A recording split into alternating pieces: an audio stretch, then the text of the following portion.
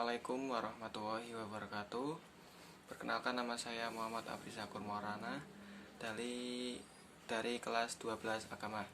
Di sini saya akan menceritakan sinopsis novel yang berjudul Tenggelamnya Kapal Van der Wist.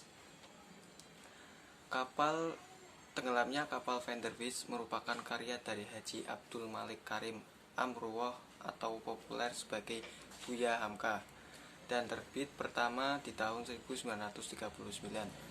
Novel itu menceritakan tentang pendekar sultan membunuh mamaknya saudara laki-laki ibunya karena masalah warisan, sehingga ia harus dihukum dengan diasingkan keluar dari Batipuh, Minangkabau, dan dipenjara di Cilacap selama 12 tahun. Usai menjalani hukuman tersebut, Sultan pun pergi merantau ke Makassar dan berjumpa dengan wanita bernama Dayeng Habibah. Lalu ia menikahinya. Mereka memiliki seorang putra yang dinamai Zainuddin. Namun tak lama setelah melahirkan, Dayeng Habibah meninggal karena penyakit. Sultan pun menyusul tak lama setelah istrinya meninggal. Zainuddin yang hidup sebatang kara lalu diasuh oleh Mak Base. Setelah dewasa, Zainuddin memutuskan pergi ke tanah kelahirannya, ayahnya, di Batipuh, Minangkabau. Akan tetapi bukannya disambut dengan baik oleh sanak keluarga sang ayah Zainuddin malah diacuhkan. Itu karena ia memiliki darah ibu dari luar suku Minangkabau. Walaupun ayahnya berasal dari sana, ia dianggap sudah terputus darah dengan keluarganya. Dia di Batipuh, sebab daerah Minangkabau menganggap wanita lah yang menjadi kepala keluarga dan menjadi penyambung keturunan. Di tempat yang baru itu, Zainuddin memiliki seorang teman bernama Hayati, wanita asal Minang yang kerap jadi tempatnya berkeluh kesah melalui surat. Keduanya kemudian lama-kelamaan saling suka karena Hayati merasa kasihan pada Zainuddin yang terlunta-lunta.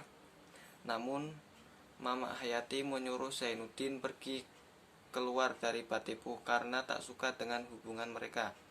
Zainuddin pun pergi ke Padang Panjang, meninggalkan Hayati yang berjanji untuk setia. Mama Hayati kemudian menjodohkan wanita itu dengan Aziz, pria Minang yang berasal dari keluarga terpandang serta kaya. Hayati mau tidak mau menerima pinangan Aziz dan menikah dengannya. Zainuddin yang mengetahui bahwa kekasihnya Hayati sudah menikah dengan pria lain, kemudian memutuskan pindah ke Batavia bersama dengan temannya yang bernama Muluk. Ia mulai menjadi penulis yang karya-karyanya disukai banyak orang setelahnya.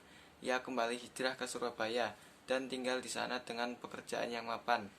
Tak disangka, Aziz pun pindah ke Surabaya bersama Hayati, istrinya.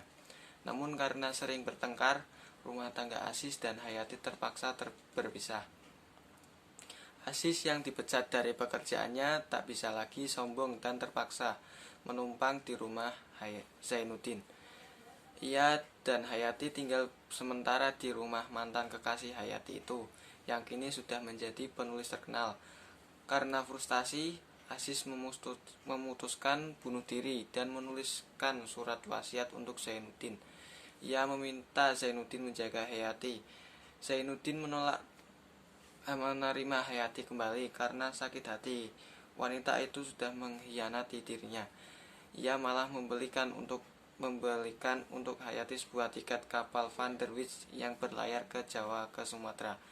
Dengan sedih karena suaminya meninggal dan Zainuddin menolaknya, Hayati pun pergi ke Minang. Di perjalanan, kapal Van der Wist tenggelam, namun sebagian penumpangnya berhasil diselamatkan di rumah sakit wilayah Tuban. Zainuddin yang mendengar kabar tersebut segera berangkat ke Tuban untuk mencari Hayati. Di rumah sakit, ia menemukan Hayati sedang sekarat dan kemudian meninggal dunia. Muluk, teman Zainuddin, mengatakan bahwa Hayati sebenarnya masih mencintai Zainuddin. Mendengar hal itu, Zainuddin menyesali dirinya. Setelah memakamkan Hayati, Zainuddin dilanda kesedihan panjang dan jatuh sakit pula. Kondisi tubuhnya menjadi lemah dan tak lama kemudian Zainuddin meninggal. Zainuddin dan Hayati dimakamkan berdampingan di tanah Jawa. Itulah cerita sinopsis singkat. Sekian, terima kasih dari saya. Wassalamualaikum warahmatullahi wabarakatuh.